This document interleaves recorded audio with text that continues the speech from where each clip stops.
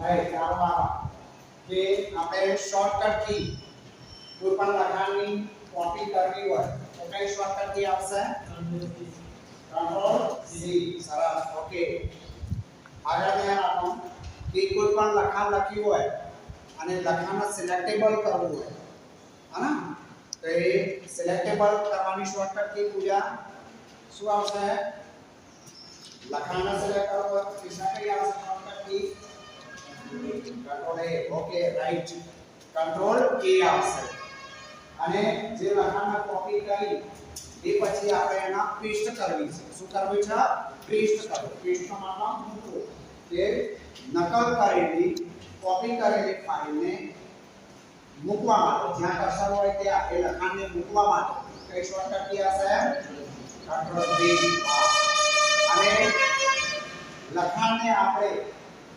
cut કરવું છે યાને કે બિનજરૂરી લખાણ હોય એને કટ કરવું છે તો એની શોર્ટકટ કી કઈ આવશે કંટ્રોલ એક્સ ઓકે